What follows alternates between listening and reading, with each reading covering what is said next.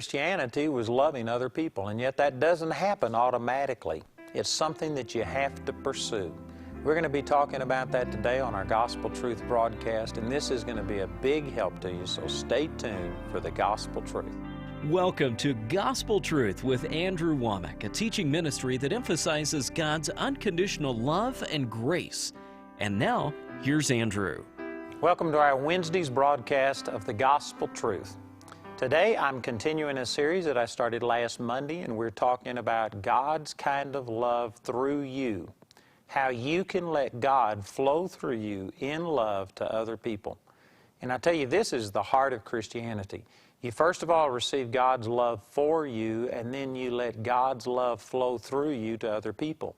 And the first few days of this week, as we're introducing this teaching, I've basically just been trying to put a priority on God's love flowing through you towards other people. If you don't pursue this, if you don't make it a priority in your life, it's not going to happen accidentally. It is not human nature to turn around and love other people. If we just leave ourselves to our selfish nature, I guarantee you we are going to wind up being people that just leave a wake of broken, hurt people behind us. And that's not how God wants it to be. So, as we start talking about how you can start walking in love, God's kind of love flowing through you towards other people, the very first point I want to get across is you just need to put a priority on this. You need to recognize that this is what the Christian life really is all about. Jesus said it was how you summarized all of the law and prophets. James 2:8 says that this is the royal law. It says in 1 Corinthians 13:13 that now abides faith, hope, and love, but the greatest of these is love. And I've been taking just many scriptures, Romans chapter 13, Romans chapter 12, and talking about how that loving other people is the number one thing that we have to do. And if we would do that, basically everything else would be taken care of. You'd never lie, you'd never steal, you'd never commit adultery, you'd never kill another person, you'd never do any of these evil things if you just loved other people.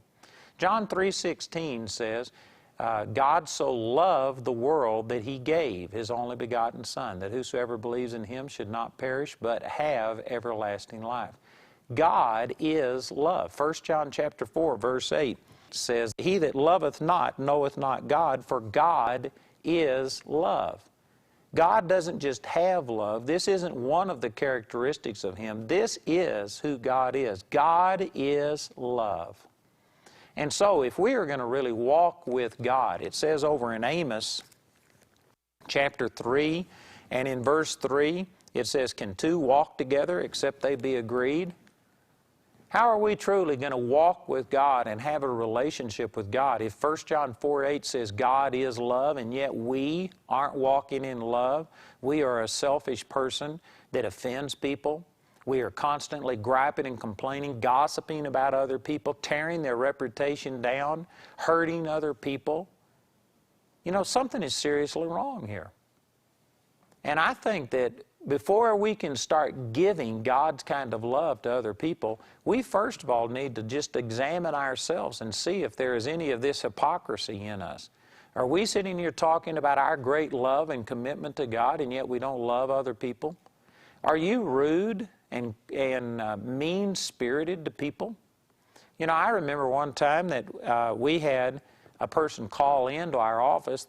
We had a meeting set up where you came and stayed at a hotel, and so our office was taking the reservations. People would call in, and this guy, who was a friend of mine, called in and talked to my secretary, and I walked through the office, and the secretary was sitting there crying. And I asked her, I said, what's the matter? And she says, oh, so-and-so called, and boy, they reamed me out because I didn't get their reservation right, and it just devastated this woman. So anyway, I knew the guy who had called, so I called him right back. This is only about 5 or 10 minutes after he had called us and just given my secretary such a hard time.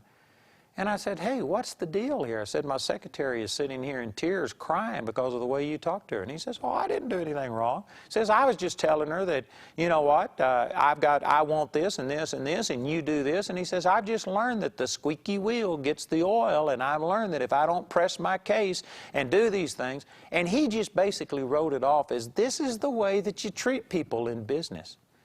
I'm telling you what, there isn't a reason. I don't care what you've been taught. I don't care what's been modeled to you. Jesus should be our model. And Jesus would not treat people that way and say, well, that's just the way that you conduct business. There's some of you that if you go buy paint from a store and if you got the wrong mix or the wrong color, you'd go back and you would blast this person, demand to see the manager. You would go in with both guns drawn and shooting and wanting somebody's hide. You're going to get somebody's scalp for this, and you just think that's the normal way of doing things. I'm telling you, that's not walking in love.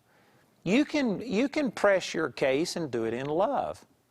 You know, I can think of a lot of examples of this, but I travel on planes a lot. And I basically lost my enthusiasm for flying about 10 or 15 years ago. The first 20 years it might have been all right, but you know what? I've prayed. I'm serious. I've prayed for translation. I've just asked God to translate me because I hate flying. And you get canceled and you get delayed, and I mean it's just bad the way that they treat you. But I'm aware that it's not the stewardess that I'm talking to directly that makes these decisions. It's the head office that is just looking at the bottom line. They don't care about the customers. They don't care about anybody. They're treating you badly. And I've learned this, that when they cancel a flight, I've been on who knows how many flights that they just cancel because it was inconvenient for them. They didn't have enough people on it. They were going to lose money, so forget you. And I've been on flights where they've done this, and I remember standing in a line one time where they had canceled an overseas flight from Washington Dulles over to London, and I mean people were reaming out this stewardess behind the counter and just letting her have it. And Jamie and I had been standing in line for over an hour. And anyway, we finally got up there, and the first thing I said was, you know, first of all, let me just say I'm sorry for the way that these other people have treated you. I said, we're all upset, we're all tired, nobody likes what's happening, but you aren't our problem.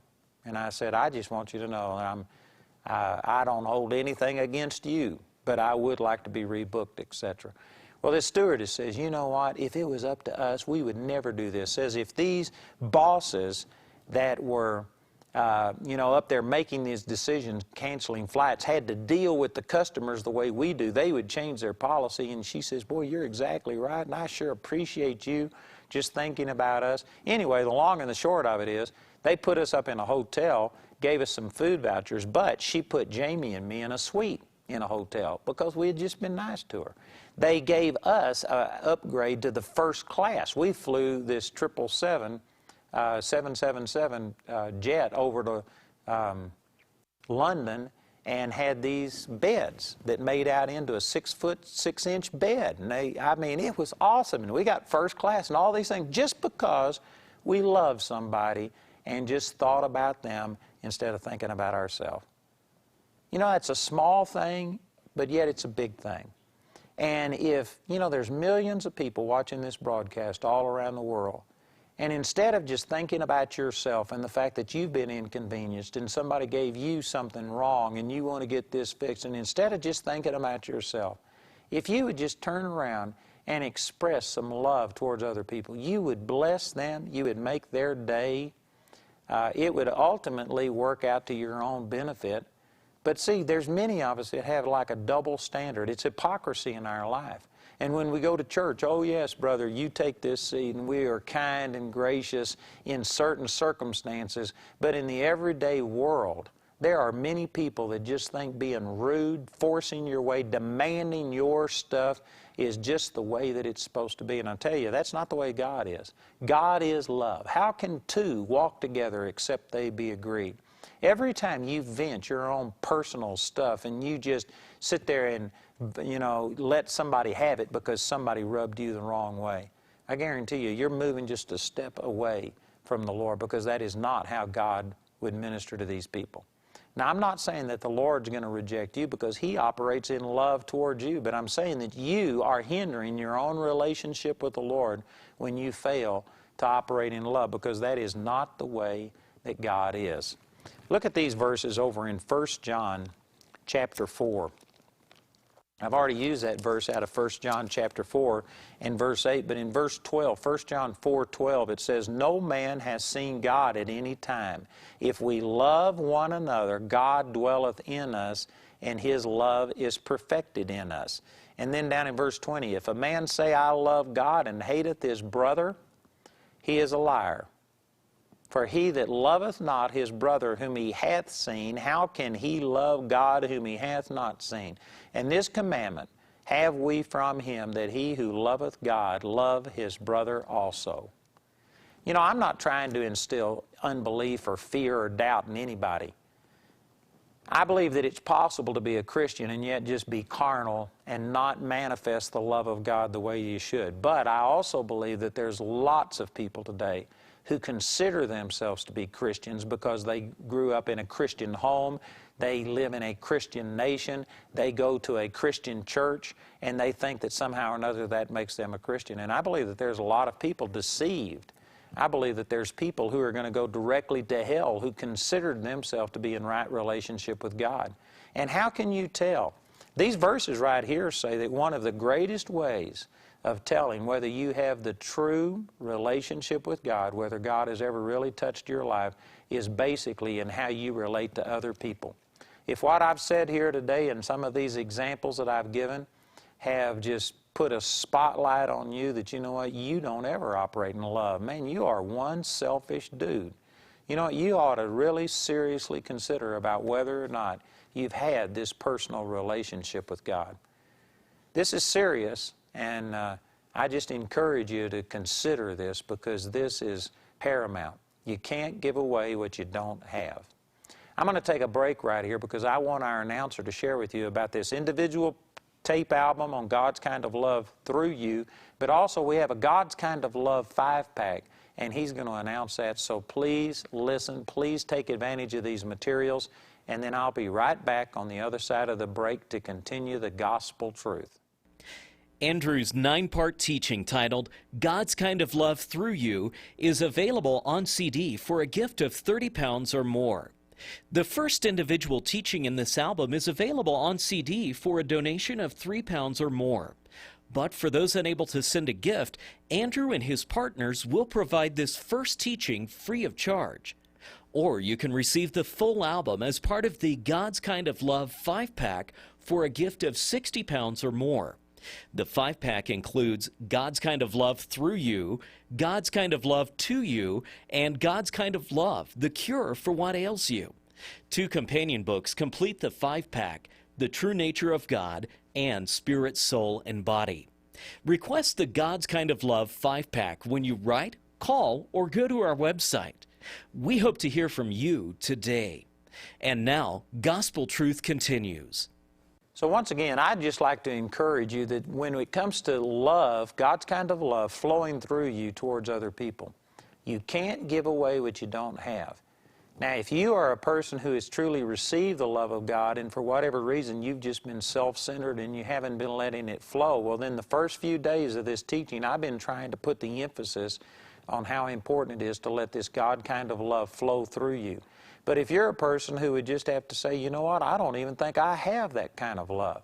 Man, I am a bitter, angry person. I am full of hate, and I just don't think I have any love to give anybody. Then you know what, you ought to seriously consider making Jesus Christ the personal Lord of your life, because when that happens, I guarantee you, you get a deposit of God's kind of love on the inside of you that gives you a capability. It's not automatic. You have to choose to operate in it, but it at least gives you the choice of loving other people, turning the other cheek, and not rendering evil for evil, but instead doing something good to the very people that have hurt you. Boy, it's very, very important, I believe, that you make sure that you have this personal relationship with the Lord. In John chapter 13, this is the night before the crucifixion of the Lord Jesus. In verse 34, Jesus said, "A new commandment I give unto you, that you love one another as I have loved you, that ye also love one another." You know, later on, this is referred to in 1 John about the law of Christ, and there's other places. that in the Old Covenant you had all of these commands, not only the 10 Commandments that were given in Exodus chapter 20, but then you had the commands about, on how not to marry outside of the Jewish nation, how you had to observe the feast days, how you had to dress, how you had to have all of your garments of one type of material, how you had to have bells around the bottom, and I mean on and on and on. All of the rituals and the laws and the legalism went, and it was endless in the Old Testament. In the New Testament, it's basically boiled down to love God, to love other people, and then Jesus here is giving His law, a new commandment, and that is that you love one another as I have loved you. He says, by this shall all men know that you are my disciples, if you have love one to another. And so basically the New Testament has just boiled it all down to, you don't have to remember, command number 1 is that I can't have any other gods before Him. Command number 2, I can't have any graven images, and you got to go through and memorize all of these laws, and how am I doing in this area? No, it basically just comes down to this, that if you would love other people, if you would put other people ahead of yourself, did you know you would fulfill everything that God wants you to do? And we read those verses over in Romans chapter 13. Love is the fulfilling of the law. The whole law can briefly be comprehended in this one statement, to love your neighbor as yourself. And that's how simple it is. And that's what Jesus is saying right here. This is my commandment. He's basically replacing. I hate to use that terminology because I'm going to get people offended saying, so you're against all of the Old Testament laws. No, I'm just saying that if you love other people, if you put walking in love towards other people as the number one priority in your life, you've superseded, you've surpassed all of the Old Testament laws. And again, Romans chapter 13 brings that point out. But here's another major point in verse 35. Jesus said, by this shall all men know that you are my disciples, if you have love one to another. It's saying that love, expressing God's kind of love through us towards other people, is the greatest testimony that we will ever have to the world of the existence of God. Did you know that the world, again, I made this point in the first segment of our program today, but you can't give away what you don't have. And there are some people that honestly just have to say that, they just don't have this capacity for love. Selfish, fallen human nature does not think of other people, but instead it always puts itself first. It's always take care of yourself first. Just the survival of the fittest. It's all selfish. It's all thinking about self. And did you know that the vast majority of people, the vast majority of every person on television, news people, everything that we're hearing today, it's all selfish. It's all about us. And when somebody comes along putting other people ahead of themselves and doing something totally unselfish just to bless someone else, I guarantee you that stands out like a healed thumb in our world today. It really does. And this is what Jesus is saying. This is what distinguishes a true Christian from just a religious person, is do you have God's kind of love flowing through you towards other people? Well, that's powerful. And I tell you, this is one reason that we haven't made the impact on our generation the way that some previous generations of Christians have. I just recently read a Barna survey, and it was surveying young people from the age, I think that the age groups were 16 through 35 is what they surveyed, and they were asking them questions about religion, about church, and their perceptions, and they compared it with previous surveys, and basically the long and the short of it is that the young people today are much more critical of Christianity than they have been in time past. And even Christian young people have a negative attitude towards the church. And the number one things that they judged them over was being critical, judgmental, the rejection that they felt, and these kind of things. In other words, it's things that are inconsistent with God's kind of love. And I've actually, in the Colorado area right here, we've had some religious groups, I won't mention the name of the denomination, but we've had some religious groups who are opposed to the Iraq war that have come back, and at the funerals of soldiers, as they were holding memorial services, this religious church group has been out there protesting and basically ruining this memorial for the loved ones of this fallen soldier out there with their pickets protesting. And it's been a major conflict right here in Colorado, and those kind of things have happened. Now, whether or not you're for the war, that's a separate issue. But you know what? How in the world could you ever justify something like that as showing God's kind of love? Here's a family that's grieving and they're hurting, and instead of honoring them and respecting them, whether you agree with the war or not, that is not God's kind of love. That is not the way that God would express His love towards people. You know, this is the reason that I felt led, I don't know, 20 or 30 years ago, a long time ago, to get involved in the abortion issue. Man, I feel like that's just terrible, the way that people are killing babies for their own selfish convenience. They're using abortion like birth control and just killing babies. And I tell you, that's the only way you can see it. There is no such thing as, well, they aren't true human beings yet. You know, all of the science proves otherwise. So I got involved, but I didn't want to go picket abortion clinics. Now again, I'm not against people. I've got friends who have done those kind of things, but personally, I didn't feel like what God wanted me to do was go out here and try and make somebody feel bad and do these kind of things, but rather to start an alternative. So I got involved with a pregnancy center here in Colorado Springs, and when I came to them, they had only had 13 clients in a year's time. Now the Colorado Springs Pregnancy Center that I was on the board of and helped get them premises and did a lot of things and promoted, you know, they have, I don't know, 200 or 300 clients per month.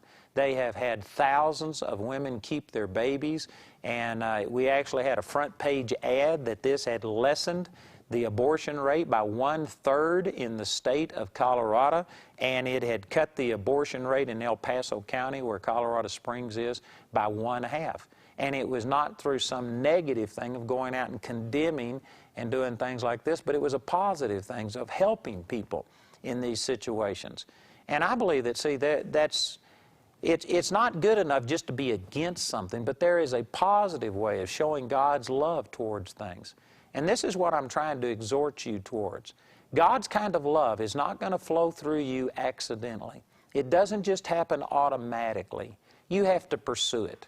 And so for the first teaching in this series on how to get God's kind of love flowing through you, what I'm trying to do is to show you that God wants this to happen. This is normal Christianity. This is how that all men will know that you are a Christian, by your love one for another. You need to start putting a priority. You need to pursue it. If you don't pursue it, you won't get it. It doesn't happen accidentally. It isn't going to happen by osmosis. It's not going to happen by default. You are going to have to put a priority on loving other people. And if you would make that a priority, well, then the rest of this series I'm going to go through and I'm going to start talking about how do you do it. But first of all, you just have to commit yourself and make it a priority and begin to pursue it. And then, after you've established this priority, after you're motivated to start loving other people, then these other things that I'll be sharing with you about how to walk in love will begin to start making sense. And I believe that we're going to share some things with you that are going to make a huge difference in your life. But I want to encourage you. I know that there are many of you watching this program that you didn't do this accidentally. This is God bringing you to this broadcast because He's wanting to express His love through you to other people. You know, we've basically depended upon church to get people born again. But really, church ought to be for the people who've already been born again to come together and get built up and equipped so that they can go out and do the ministry. It's out in your workplace. It's in your home. It's in your neighborhood. It's in your family gatherings when you get together. This is where the love of God needs to be flowing, not just from a pulpit, not just over a television set like this. And so I'm going to be sharing some things with you that will help you express God's kind of love through you to other people. And this is going to make a big difference. Now again, I encourage you to get all of these materials that we're offering on this. and they will be a tremendous help to you. And then join me again tomorrow as we continue the gospel truth. Andrew's 9-part teaching titled God's Kind of Love Through You is available on CD for a gift of £30 or more. Request album T1055 when you write or call.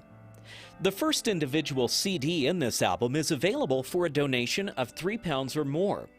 But to those unable to send a gift, Andrew and his partners will provide this first teaching free of charge. Request CD number TG14 titled The Greatest of These is Love when you write or call, and we'll be pleased to send it to you. Our address is AWME, that's Andrew Wommack Ministries of Europe, P.O. Box 4392, Walsall, WS1 9AR, England. Or you can use your credit card to place an order by telephone. Our telephone number is 01922 473 300. We also want to remind you that you can receive this album as part of the God's Kind of Love 5-pack for a gift of £60 or more. The 5-pack includes the CD album, God's Kind of Love Through You, plus God's Kind of Love to You, as well as Andrew's classic 3-CD album titled God's Kind of Love, The Cure for What Ails You. 2 companion books complete the 5-pack, The True Nature of God and Spirit, Soul, and Body. The catalog value of the 5-pack is more than £85, but we make it available today for a gift of £60 or more. Request the God's Kind of Love 5-pack number T4503. Thank you for your gift today. As I was sharing on our program today, I'm doing everything I can to release and share with other people God's kind of love. But it takes a lot of people to make this work over television. It's expensive. We spend over $500,000 a month just on television and radio airtime. And then, of course, there's a lot of other expenses. And there's a lot of other stations that I'd love to go on. And I believe that people would receive if we could just get the money to be able to expand. So I'd like to ask you to become a partner with us. We have a number on your screen. I encourage you to call and ask about becoming a monthly partner with the gospel truth. I'd like to invite you to come join and be a part of our Charis Bible Colleges. I tell you, we are teaching these exact truths that I'm sharing over television. We are sharing them in much greater detail, plus you get the interaction of all of the instructors and just so much more. Our Charis Bible College is a tremendous way of God just transforming your life. And we not only have our main campus here in Colorado Springs, but we have schools in Chicago, Kansas City, Dallas, Jacksonville, Florida, Atlanta. We have overseas schools in England, Ireland, Russia. There's many ways that you can take advantage of this, including distance learning. So please call the number that you see on your screen. Be sure to tune in tomorrow for more gospel truth. I tell you, if we were to start operating in God's kind of love, Jesus said this is our greatest testimony. This is how all men would know that we are His disciples, by our love one for another. What we are speaks so loud that the world can't hear what we're saying. That's tomorrow on Gospel Truth with Andrew Wommack.